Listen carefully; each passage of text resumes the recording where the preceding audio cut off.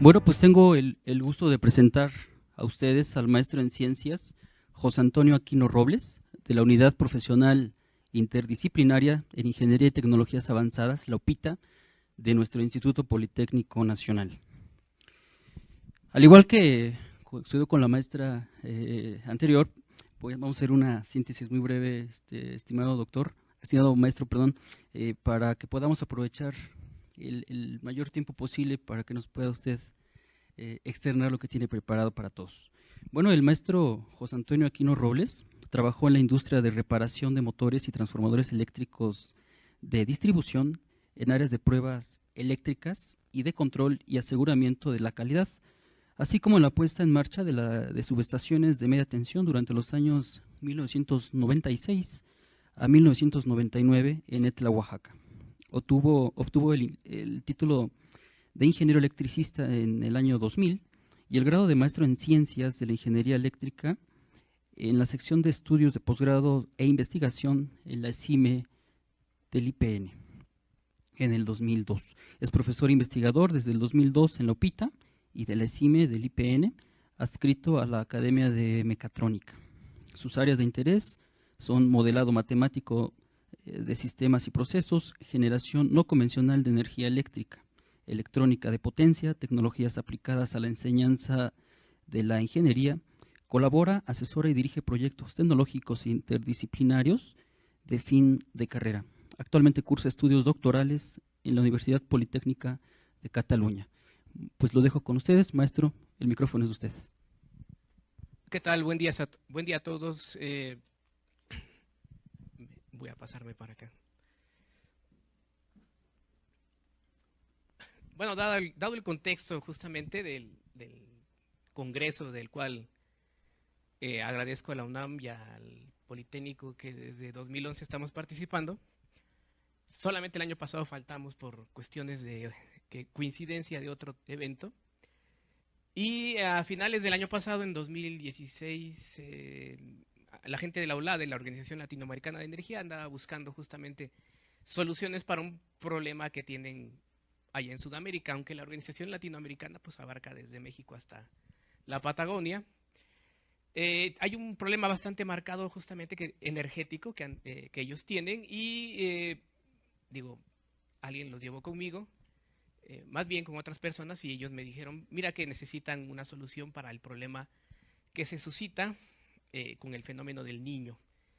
Y que de manera coloquial pues también tiene su contraparte, que es la niña, ¿no? Aunque la gente que se dedica justamente al estudio climático menciona que es un solo efecto con dos polos, ¿no? Por decirlo de alguna manera. Siguiente, por favor. Bueno, para entrar en contexto y ser conciso, pues observamos el fenómeno del niño, explicado acá, que es el fenómeno de oscilación sur-enos. Es un patrón climático periódico que implica cambios en la temperatura de las aguas en la parte central y oriental del Pacífico tropical. Acá está isoterma, ¿no? Este mapa térmico del planeta, particularmente de Sudamérica, Latinoamérica, mejor dicho, y la parte del Pacífico que colinda con el lejano oriente, ¿no? Aquí observamos esta parte con mayor calor, y menciona que la superficie del Pacífico tropical aumenta entre 1 y 3 grados a comparación de lo normal. Y dice, este calentamiento oscilante y el patrón de enfriamiento es conocido como el ciclo Enos, ¿no? Y nosotros, o particularmente los pescadores peruanos, pues le pusieron el fenómeno del niño, debido a que justamente empiezan a notar que la temperatura aumenta en esta parte del Perú el 25 de diciembre, ¿no? Y por ello pues le ponen ahí el nombre del niño, haciendo referencia al niño Jesús. Siguiente, por favor. Bueno, la tradición dice que nace el 25 de diciembre, sin embargo, pues la gente que estudia esas cuestiones religiosas dicen que realmente Jesús nace por ahí de octubre o septiembre. Entonces, más que nada tiene que ver con una Saturnalia, ¿no? Por allá. Pero ese es otro ámbito, ese es otro estudio. Bueno, la condición del niño implica justamente esta parte, ¿no? Aquí tenemos las islas de Indonesia y la parte de América con su cordillera, ¿no? De los Andes, y implica justamente bastante lluvia. Justamente tenemos entre marzo y abril, febrero de este año, una gran precipitación que alertó justamente a gente de Ecuador y de Perú y causó inundaciones y cuestiones catastróficas en esas áreas, ¿no? Entonces, tenemos justamente un periodo del Niño que nos da una buena cantidad de lluvias en esa área, ¿no? En la parte norte, valga la expresión, de Sudamérica, ¿no? Y la parte del Pacífico. Esto es de la parte de lo que es Colombia, Ecuador, Perú. Irónicamente, durante esta fase de mucha lluvia en estas tres naciones, provoca grandes sequías en Bolivia, Argentina y Chile, ¿no? Entonces tenemos la contraparte. El niño suele durar aproximadamente entre 8 y 10 meses, digo, sus efectos, ¿no? El niño finalmente tiene un periodo más grande de tiempo. Siguiente, por favor. Su contraparte, ¿no? La niña implica pues lo contrario, ¿no? El sexo opuesto. Acá tenemos mucho calor en esta parte de lo que viene siendo el Pacífico Central, ¿no? En la zona del Ecuador, en la parte más ancha del planeta. Y el fenómeno de la niña que implica mucho frío, ¿no? Entonces es un mismo fenómeno con dos opuestos, obviamente. Entonces el ciclo Enos dice acá dura entre 3 y 7 años, ¿no? Hay quien dice, no, pues es que es un periodo justamente así como si fuese un sabático, ¿no? Empieza y termina 7 años después. Siguiente, por favor. Digo, para entrar en contexto, la parte de lo que viene siendo el fenómeno de la niña, digo, todavía no se ponen de acuerdo los climatólogos, nos manifiestan este hecho. Mucha lluvia, ¿no? En lo que es la parte bueno, en Sudamérica están al revés, y nosotros tenemos invierno, ellos tienen verano, bueno, pero a partir del Ecuador para abajo, ¿no? Ellos tienen mucha lluvia en estos sitios, ¿no? Como acaba de pasar apenas hace unos meses, la parte de lo que es Colombia, Ecuador, digo, este es Colombia, Ecuador y este es Perú. Y pues el Amazonas, ¿no? Una abundante lluvia. Alguien pensaría, bueno, pues es que en el Amazonas tiene que haber mucha agua, ¿no? Es selva, digo, si se seca un día el Amazonas es que pues ya el planeta se secó completamente. Pero ¿qué creen? Resulta que en el año 2000-2001, un Brasil cuya mix energético, le llamamos a la capacidad instalada en eléctrica, en la parte de generación eléctrica, tuvo sequías, ¿no? Durante el año 2000, de 98 a 2001, cuyos embalses se secan y entonces tenemos apagones programados. Digo, lo vamos a ver más adelante, en donde un Brasil se queda con poca agua. Digo, para generar energía eléctrica, no quiero decir con esto que se secó el Amazonas. Y entonces pues empieza a sufrir justamente los embates del fenómeno del Niño.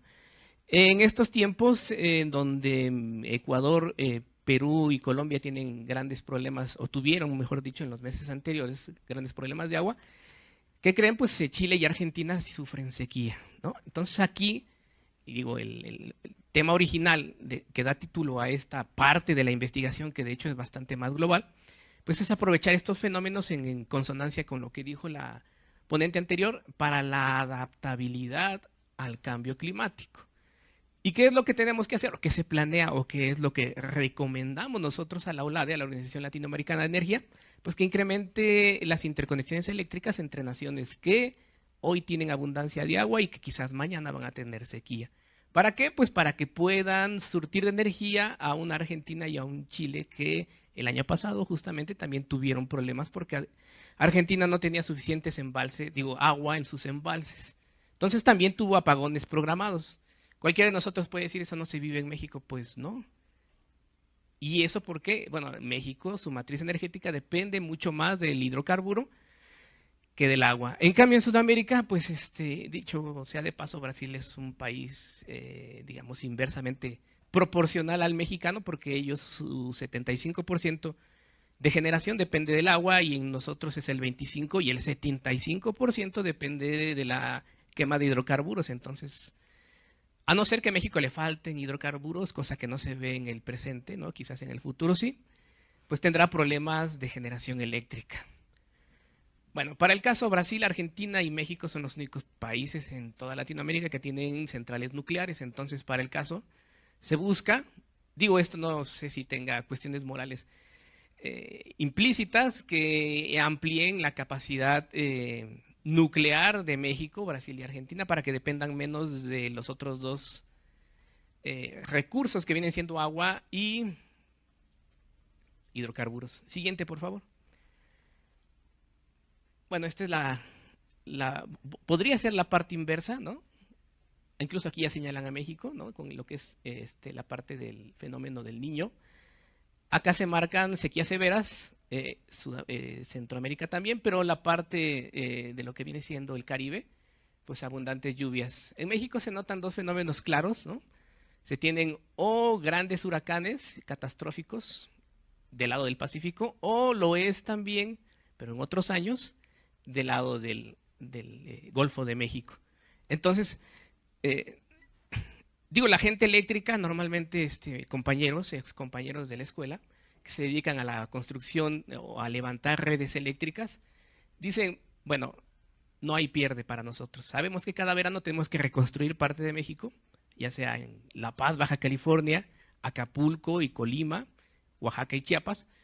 Y si no, el siguiente año lo tendremos que hacer pues en Veracruz, en Yucatán, en Cancún justamente, ¿no? Y en la zona de lo que viene siendo el Golfo de México, ¿no? Entonces, digo yo, a ellos no les falta trabajo, afortunadamente y lamentablemente por la gente que pues, se queda sin energía eléctrica.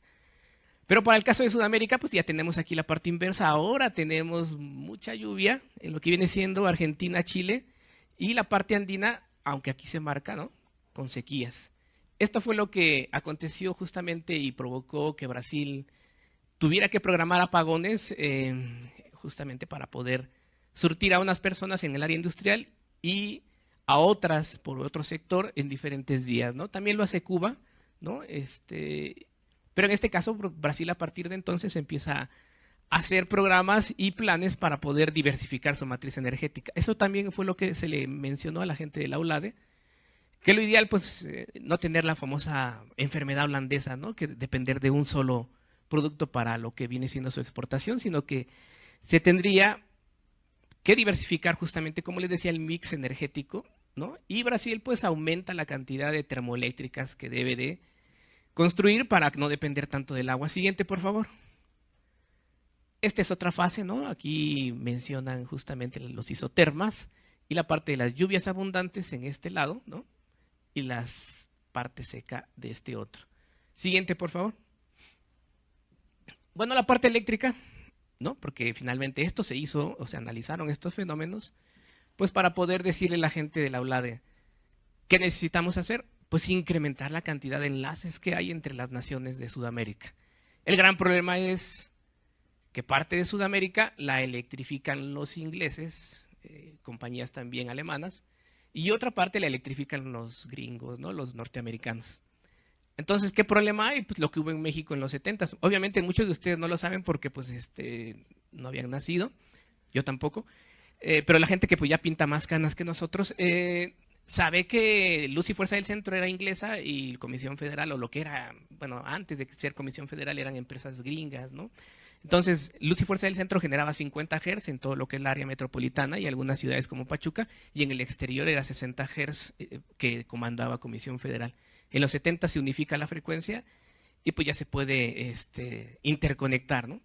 Ustedes que viajan al extranjero, principalmente los de movilidad, tienen que llevar su cargador, ¿no? Para adaptarse a diferentes contactos, porque en Europa, toda Europa está generando y consumiendo a 50 Hz. Y el problema sudamericano es que, a ver si, la que sigue por favor, creo que lo puse ahí, no, bueno ya mencionaremos porque sí está en una diapositiva, las diferentes naciones que tienen a 50 Hz y a 60.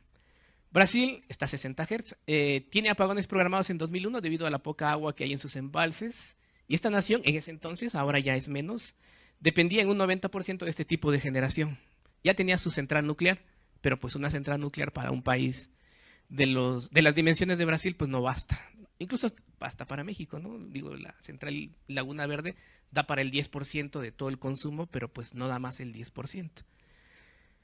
Entonces, construye centrales termoeléctricas, pero esto siguiendo una tendencia más europea que necesidades sudamericanas, porque finalmente Brasil también tiene abundancia de sol, entonces pudo haber incrementado en lo que viene siendo solar, y aprovechando los vientos también obra del fenómeno del Niño puede o debería de aprovechar la cuestión eólica. Siguiente, por favor. Colombia tiene su crisis energética en el 92, ¿no? También Colombia depende una gran parte de su generación de la cuestión hidroeléctrica. Y nuevamente, pues también debido al fenómeno del Niño, tiene que tener apagones programados. Una nación que tiene apagones programados, pues principalmente los europeos dicen que es subdesarrollada. Pero no, bueno, ¿qué se puede hacer cuando se depende demasiado de un solo recurso para generar energía eléctrica? Siguiente, por favor. Chile. Bueno, esta gente pues no tiene grandes ríos y de hecho tampoco tiene tanta lluvia, pero pues la gran cantidad de agua que tiene es por la nieve de la cordillera. Lo feo de esta nación es que en invierno, que para nosotros es el verano, o la época de verano, pues llueve cuando hace más frío, ¿no? En cuestiones de estos meses, agosto, septiembre, llueve y aparte tienen un montón de frío, ¿no? Principalmente en Chile, ya que enfrente tienen ahí la cordillera de los Andes. También, a pesar de ser un país que nos aventaja en ciertos índices económicos a México, depende mucho de la cuestión argentina para producir energía eléctrica por el gas natural. Y digo, quien le tocó ver este problema de las Malvinas en el 82, saben que estas dos naciones no se llevan, ¿no? De hecho, a los chilenos los tienen como los gringos de Norteamérica, ¿no? Peruanos no se llevan bien con ellos, bolivianos tampoco, y sin embargo van a trabajar ahí, ¿no? Ahí los ve uno en las plazas de La Moneda, trabajando incluso en sus minas. Entonces, pues igual, ¿no? También no queremos a los norteamericanos y ahí tenemos a los mexicanos trabajando en sus campos. Siguiente, por favor. Argentina también, a pesar de que tiene cierto potencial hidrocarburos, ¿no? Con lo recién privatizado YPF, Yacimientos Petrolíferos Fiscales, sí se llama así, la empresa que se la compraron nuevamente a los españoles, tiene problemas también justamente por cuestiones dependientes del fenómeno del Niño. Siguiente, por favor. Nuevamente, lo que acaban de vivir justamente aquí del jueves 16 de marzo de 2017, las inundaciones entre lo que es Colombia, Perú y también en Ecuador. Creo que esta es la de Ecuador, ¿no? La de Colombia no tiene escudo. Es que los colores son los mismos porque son naciones bolivarianas, como suelen decir. Siguiente, por favor. Bueno, lo que se le dijo a la gente de la OLADE, la primera alternativa tiene que ser la diversificación energética, ¿no? Depender no solo del agua, mayormente utilizable en Sudamérica, también del potencial de hidrocarburos, que también Sudamérica tiene una muy buena cantidad. De hecho, la nación que tiene mayor cantidad de hidrocarburos es Venezuela, aunque tiene un petróleo de muy mala calidad, considerando pues que la mayor parte es aceite pesado, ¿no? Se propone también la mayor utilización de tecnologías de este tipo para aprovechar justamente la geotermia y lo que es solar fotovoltaica, solar térmica y eólica. Y explicar muy bien este fenómeno con las personas que toman las decisiones claves en los ministerios y secretarías de energía. En el CINDE del 2016 nos acompañó un compañero panameño que estudió en Brasil y nos explicaba justamente los grandes problemas que hay para interconectar Panamá y Colombia. Porque, bueno, Panamá viene siendo un estado colombiano hasta que llegan los norteamericanos, lo independizan para poder hacer el canal de Panamá. Entonces, así como que los colombianos tienen a los panameños como unos traicioneros por haberse separado, ¿no? Y como que todavía eso no lo digieren a pesar de que ya tiene más de 100 años, 1903, sí, ¿verdad? Tiene más de 100 años, entonces existe ese problema, ¿no? ¿Y cómo te voy a dar energía a ti y a mí? Y, bueno, la cuestión tiene que ir más allá justamente de los problemas que hay, inclusive entre Ecuador y Perú, por la cuestión de la selva que les quitaron, entre Bolivia y Chile, por aquello de que le quitaron la salida al mar. Y entre Perú y Chile también, pues porque entre los dos se juntaron, pero después se pelearon para quitarle la salida al mar a Bolivia, ¿no? Y luego, si tomamos en cuenta esas cuestiones y todavía, ¿no? De que en el fútbol, a pesar de que es su pasión de ellos, no se llevan tan bien, ¿no?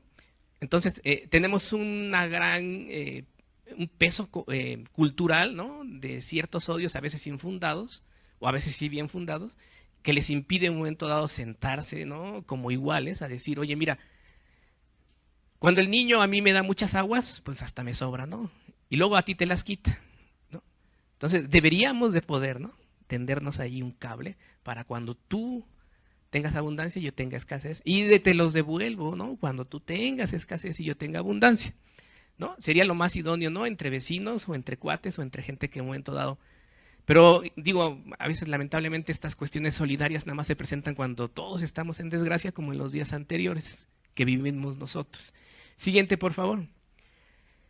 Bueno, Paraguay es conocido como la Dinamarca de Sudamérica. Ellos generan una gran cantidad impresionante de energía y se lo venden a Brasil y Argentina y a Uruguay. La conexión con Brasil es un poco complicada porque Brasil está a 60 Hz, Uruguay, Argentina y Paraguay generan a 50 Hz, entonces ahí hay que utilizar un poco de electrónica de potencia de alta tensión y de alta intensidad para poder hacer esos intercambios. Los problemas políticos entre Argentina y Chile, ¿no? Se supone que Chile ayuda a los ingleses durante el pleito por las Malvinas y por eso los argentinos no se la perdonan.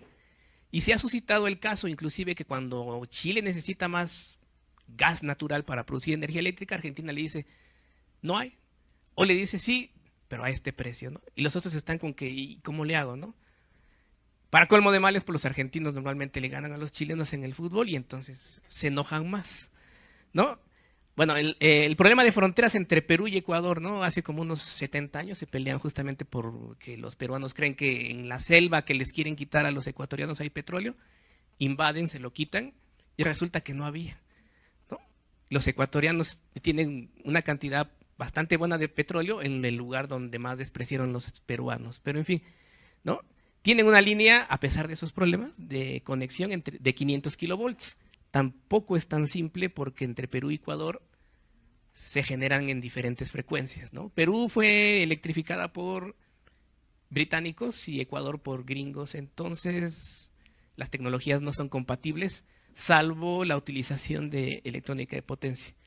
Los problemas de ideologías entre Venezuela y Colombia, ¿no? Colombia es pro norteamericana y Venezuela es de izquierda, entonces dicen, bueno, hasta la fecha, ¿no? Ustedes pueden observar que el presidente Santos y el presidente Maduro hoy, pues se andan tirando de indirectas. Pero aún así tienen conexiones, ¿no?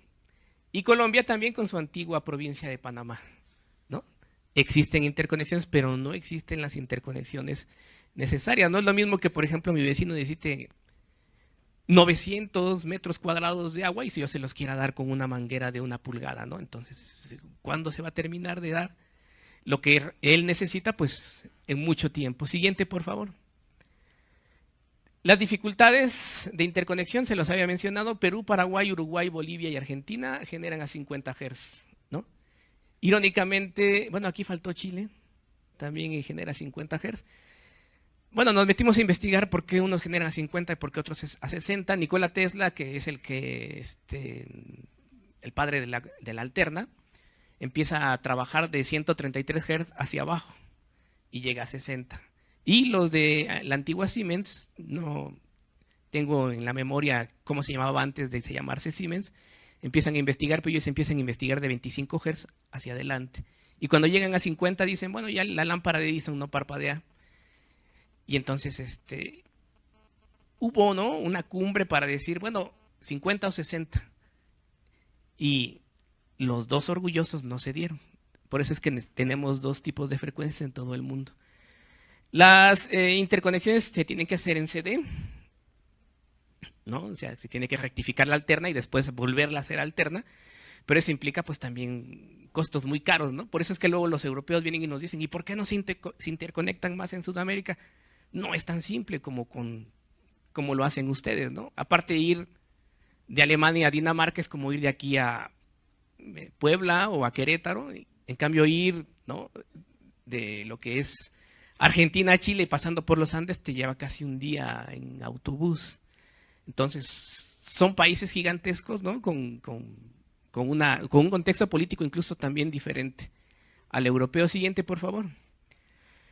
Estas son parte de las interconexiones. Aquí vemos a Venezuela con Colombia, a Colombia con Ecuador y a Ecuador con Perú. Si bien aquí nada más hay una, ¿no? Saben, pues porque dicen, creo que es necesario interconectarnos. E intercambian energía, pero nada más hay una, ¿no? Entonces esa es la gran problemática. Siguiente, por favor. Bueno, esto creo que ya lo habíamos dicho, ¿no? Siguiente, por favor.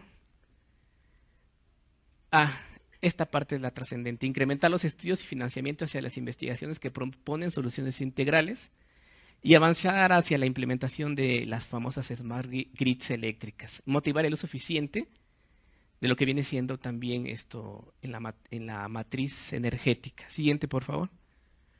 Bueno, como conclusiones, como dijeron en la ponencia anterior, tenemos que adaptarnos, ¿no? Y también mitigar los efectos. Parte de la adaptación viene siendo justamente esto, ¿no? Saber lo que viene siendo el fenómeno del niño, cómo se da con sus abundancias y sus sequías en algunos lados, y con ello saber en qué momento, ¿no? Como lo hizo José con Egipto, juntar y después desprenderse. Siguiente, por favor. Este proyecto es parte de uno en la CIP, la Secretaría de Investigación y Posgrado del Politécnico. Tiene financiamiento. Siguiente, por favor. Bueno, y antes de darle las gracias en idiomas que ustedes conocen, también deberían de conocer pues que Sicarú es gracias en zapoteco, Tazocamati es en náhuatl y Tishabi creo que es Mije, si mal no lo tengo entendido. Pues les agradezco su atención, quedo a su disposición en cuanto a las preguntas y agradezco a la UNAM y al Politécnico por este espacio que nos da para poder explicar parte de lo que estamos investigando. Gracias.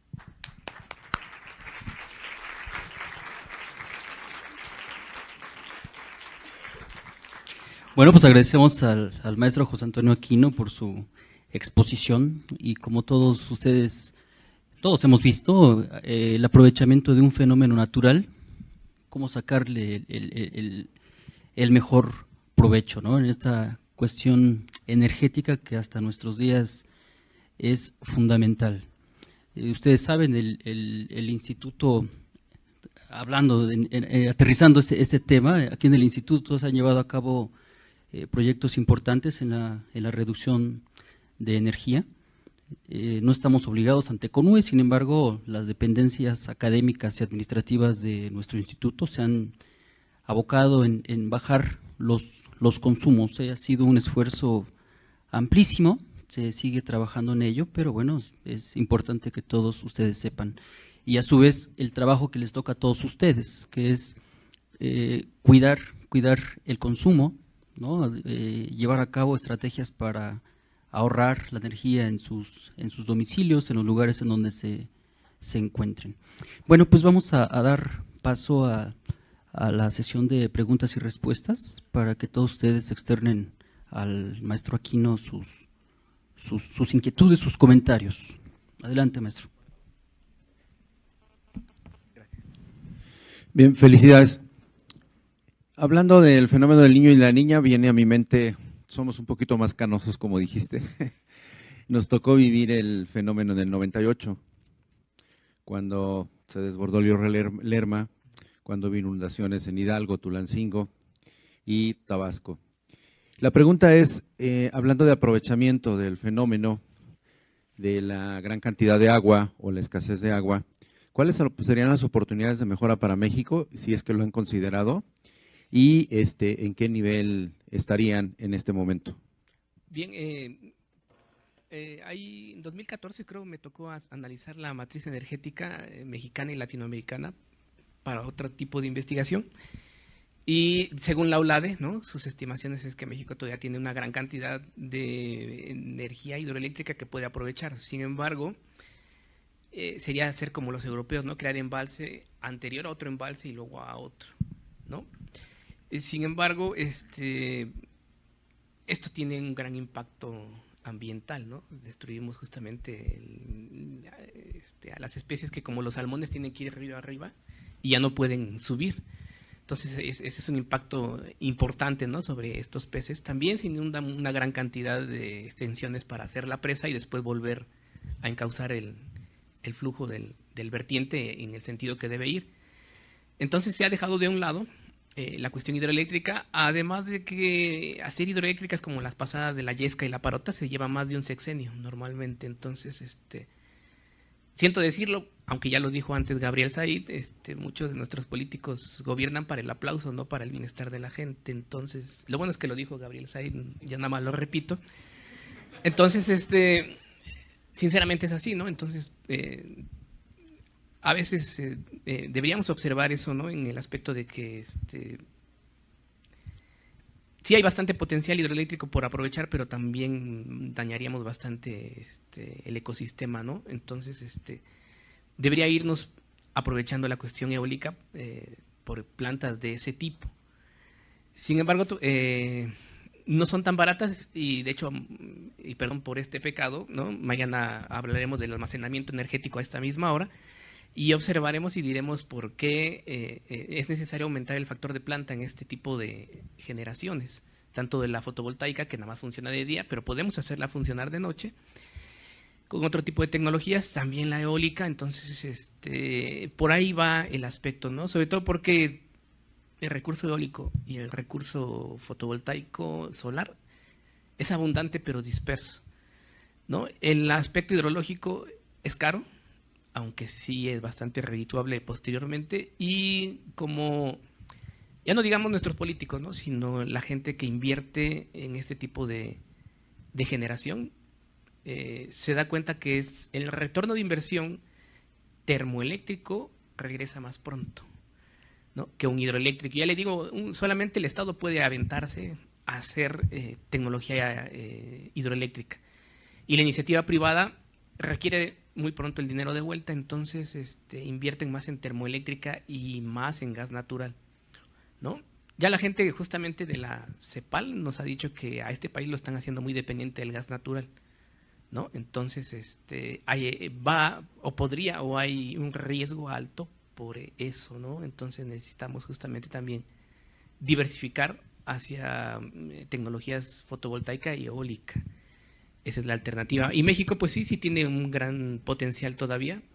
No tanto, ya se ha aprovechado bastante hidroeléctrico. Justamente estando en Santiago de Chile nos decían que se tendría o se podría aprovechar más la mini y micro hidroeléctrica, que son tecnologías que no necesitan inundar tanto, ni destruir tanto, ni hacer tanta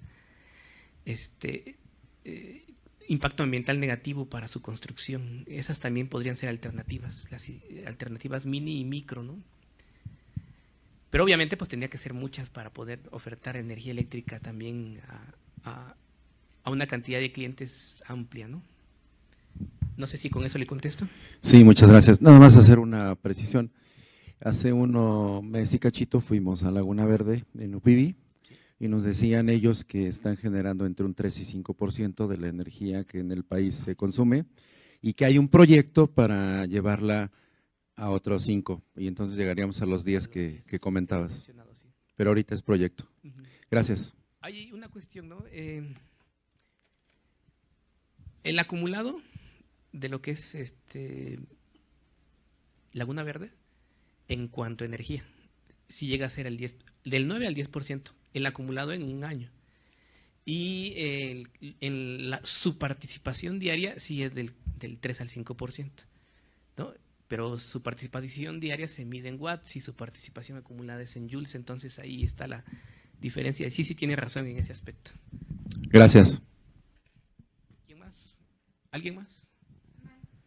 Ah, sí, dígame. Gracias, buenos días todavía. Buen día. Lidia Centeno, de la Coordinación Politécnica para la Sustentabilidad. Ahorita que el maestro mencionaba Laguna Verde, cuando la hicieron, hablaban de que tenía un tiempo de vida y si no me equivoco ese tiempo de vida se está agotando. Ya no sé si este año o el próximo se cumple su tiempo de vida que habían planeado originalmente. ¿Qué sucede allí? ¿Qué va a pasar? Sí, normalmente son 30 años, si mal no recuerdo. Bueno, al menos eso nos dijeron en la hoy Independiente Cataluña. Y justamente los europeos están cerrando las suyas, ¿no? Principalmente por el miedo que causó lo de Fukushima y el maremoto que destruyó esa central. Bueno, era un niño que iba en la primaria cuando veo los billetes en ese entonces de 2,000 pesos con la esfinge de Justo Sierra, que la gente a manera de queja lo sellaba diciendo no a Laguna Verde, ¿no? Y yo ni sabía qué era, ¿no? Entonces, pero lo leí, entonces, creo que en ese tiempo ya se había abierto. Particularmente la gente y los compañeros que están allá nos dicen que tecnológicamente van cambiando. pero los sistemas de monitoreo, ¿no? La cazuela y lo demás pues sigue siendo lo mismo, porque una central, un núcleo eléctrico pues tiene un factor de planta muy alto, ¿no? Por eso es que es muy rentable. Y también en naciones como México solamente el Estado puede aventarse a hacer una nuclear, ¿no? Porque también lleva mucho tiempo, desde planearlo hasta hacerlo, de 10 a 12 años. A lo mejor ahora se hace más pronto, pero en ese aspecto sé por fuentes de inteligencia que están buscando ampliarla, ¿no? Están buscando ampliarla, ellos le llaman repotenciar, justamente porque sí son muy eficientes. Eso no significa que no sea riesgosa, ¿no? Sobre todo porque pues estamos en un país sísmico, aunque creo que del lado de Veracruz no tiembla tanto. Entonces, el riesgo estará latente todo el tiempo, ¿no? Igual y a lo mejor alguien hubiera pensado hacerla un poco más al norte, donde no tiembla tanto. Pero, ¿qué hacer? Pues sí, repotenciar, si es que no se puede hacer algo más, ¿no? Pero definitivamente cerrarla no. No está en los planes el cerrarla. Pues es que abriría un gran socavón energético, hablándolo de ese sentido. O sea, echaríamos en falta mucha energía por Laguna Verde. Sí.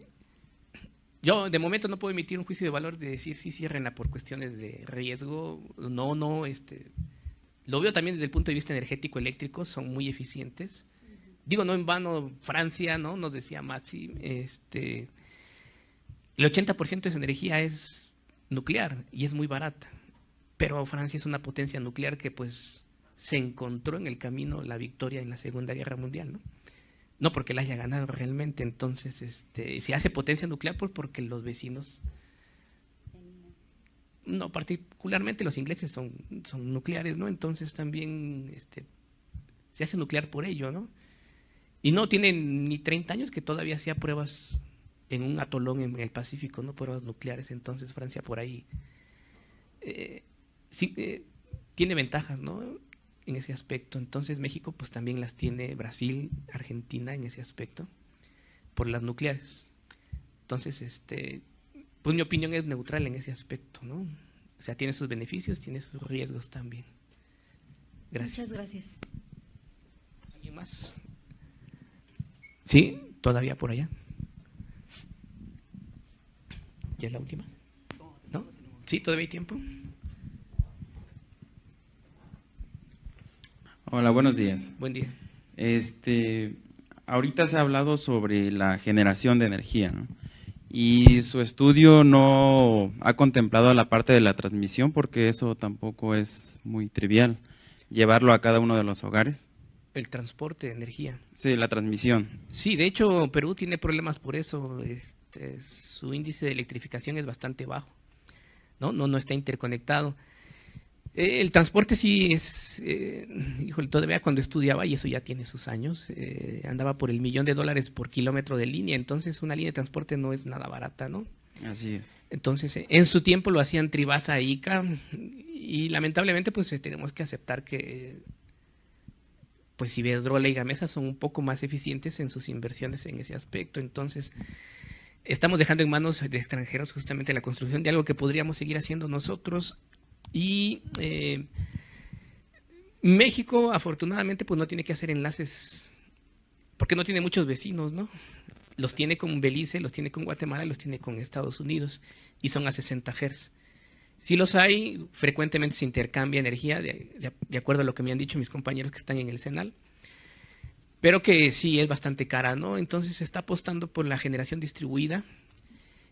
Y nuevamente mañana hablaremos del almacenamiento energético, que junto con la generación distribuida no solamente pueden desplazar la utilización de energéticos como el gas natural o la nuclear, sino que pueden también aplazar la construcción de líneas de transporte y particularmente de transporte, ¿no? Porque la de distribución se tienen que seguir haciendo. Entonces, digo, para poder dotar a la gente que en un momento dado pues habita fraccionamientos y cuestiones por el estilo. Pero la línea de transporte sí, igual tiene un gran impacto ambiental, ¿no? Porque cuando se construye se tiene que quitar todos los árboles que vayan por debajo de, Y pues nadie puede vivir abajo, también por las cuestiones de que esa onda electromagnética que pasa, se arranca muchos radicales libres y produce o llega a producir cáncer. En la revista Energía Hoy decían, no, no es cierto, pero la gente que vive debajo está más propensa justamente al cáncer que quien no. Entonces, su derecho de vía es como el de una carretera. Y nadie puede vivir, creo, incluso hasta 30 metros de la línea, teóricamente, ¿no? Porque hay una buena cantidad de poblaciones de gente que vive abajo y gente que les vende esos terrenos, ¿no? Y gente que permite la venta y compra de estos terrenos y para habitar, ¿no? Incluso hasta para tener granjas, lo cual no debería de ser. Y sí es un problema bastante grande, ¿no? Es caro, es grande, es invasivo y tiene un gran impacto ambiental. La construcción de las líneas de transporte. Es muy cierto. Gracias. ¿Algún otro? No, bueno, les agradezco por su atención. Muchas gracias y quedo a disposición del presidente de la mesa. Muchas gracias, maestro. Bueno, pues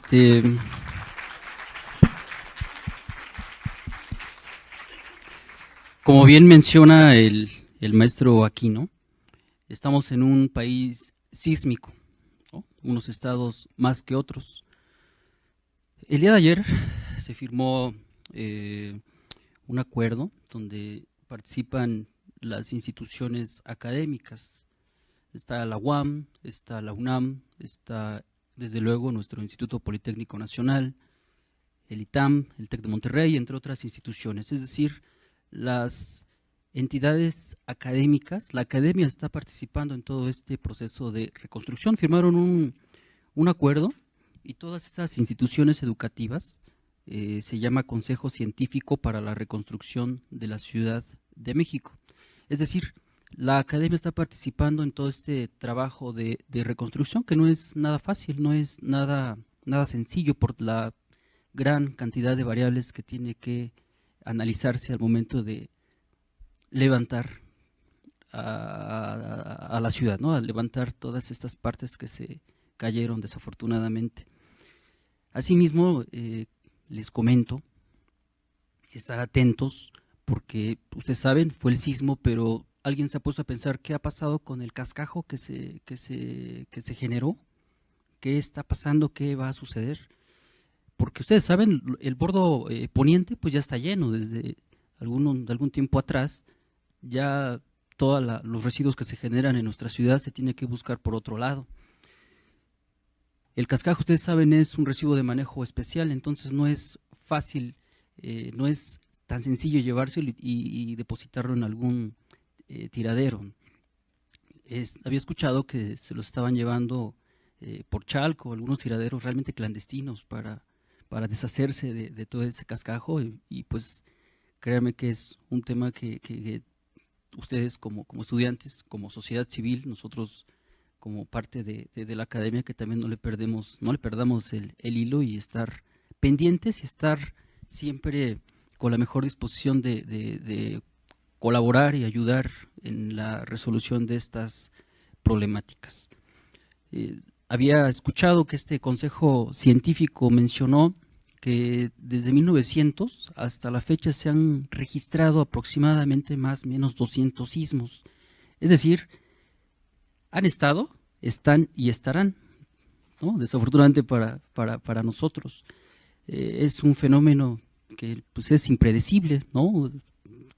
Yo creo que todos ustedes han visto todas estas cadenitas que se han ido generando referente a los cálculos matemáticos donde dicen en tal año se va a generar un sismo y pues créanme que es ocioso, ¿no? La persona que lo hizo es muy inteligente en la cuestión matemática, pero realmente en la realidad pues no existe, ¿no? Los sismos son impredecibles, no se sabe cuándo van a suceder, entonces pues son temas que necesitamos estar siempre al pendientes y pues dejamos aquí la mesa para hacer entrega del reconocimiento al maestro José Antonio Aquino Robles por su participación en este 7º Congreso Nacional de Investigación en Cambio Climático.